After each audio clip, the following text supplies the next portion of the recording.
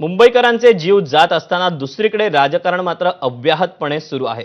Operation टायगरसाठी कंबर कसलेली एकनाथ शिंदेंची शिवसेना आक्रमकपणे मैदानात उतरली। विशेष म्हणजे शिवसेनेतील इनकमिंगमुळे सत्ताधाऱ्यांमध्येही भीती असल्याचं वक्तव्य करत बच्चू कडूंनी मित्रपक्ष भाजप आणि राष्ट्रवादीला डिवचलं।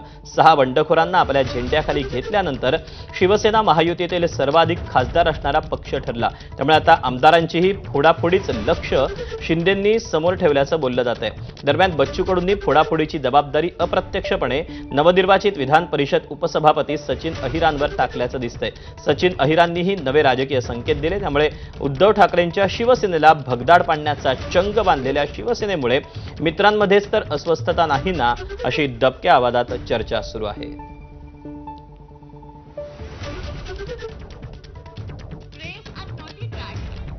आता सचिन आला तर त्याची टीम येणार ना क्रिकेटची। त्याच्यानं कसं आहे, हा सत्तेतल्या मित्राला झटका आहे आणि सत्तेच्या बाहेरच्या लोकांना झटका आहे आणि सचिन सोबत टीम आल्याशिवाय राहणार नाही। सचिन ही काफी है ना, टीम की क्या जरूरत है। पहले मुझे तो मैच खेलने दो, कुछ स्कोर मुझे बनाने के बाद दूसरे प्लेयर को लाऊंगा।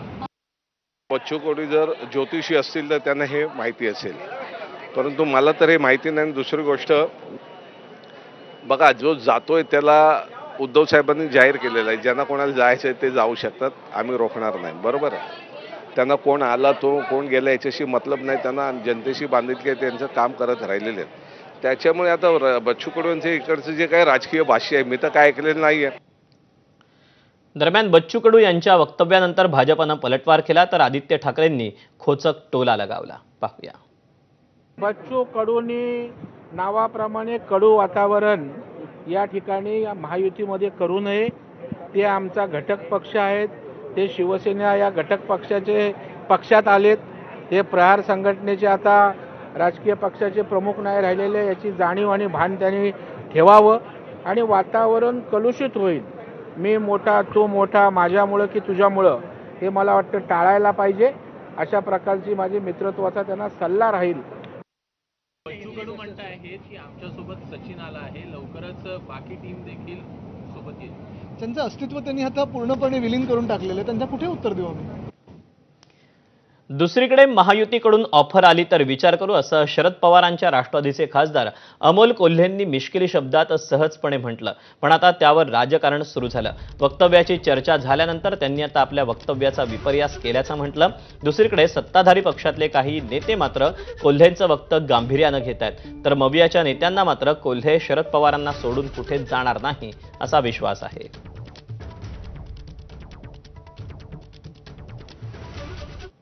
फार महत्त्वाची गोष्ट ही आहे की ही आमची सगळ्यांची मागणी आहे की Pune Nashik semi high speed railway ही जी आधी ठरली होती त्याच पद्धतीने ही व्हावी, ही जी आमची मागणी होती त्या संदर्भातला हा प्रश्न होता आणि त्याच्यावरचं ते उत्तर होतं। मला वाटतं कधी कधी काही लोक दिवसा स्वप्न बघतात, त्यातला हा प्रकार असेल। कारण राष्ट्रवादी काँग्रेस शरदचंद्र पवार पक्ष हा एकत्रच आहे, एकत्रच राहील आणि मी एका वाक्यात याचं उत्तर जे सांगतो की आदरणीय पवार साहेब सांगतील ते धोरण आणि बांधतील ते धोरण।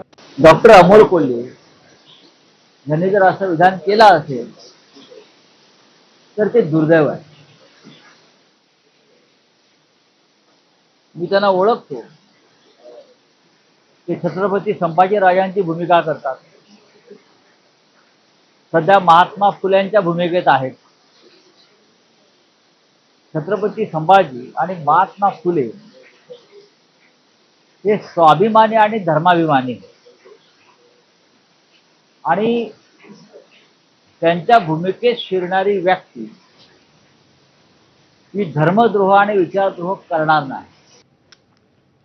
तर यावरून महायुती आणि महाविकास आघाडीतल्या नेत्यांच्या काय प्रतिक्रिया आहेत त्याही आपण पाहूया।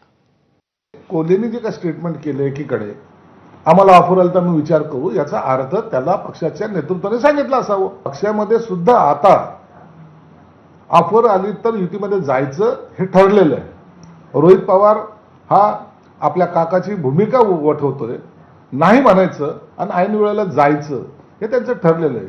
म्हणून रोहित पवारच्या स्टेटमेंटपेक्षा आता अमोल कोल्हेच्या स्टेटमेंटला एक बेस आहे आणि मला वाटतं त्या पद्धतीची सुरुवात शरद पवारांच्या पक्षामध्ये झालेली आहे। त्यांनी ऑन कॅमेरा म्हणलं असेल तर मला वाटतं वेगळ्या संदर्भातनं त्यांनी बोललं असेल.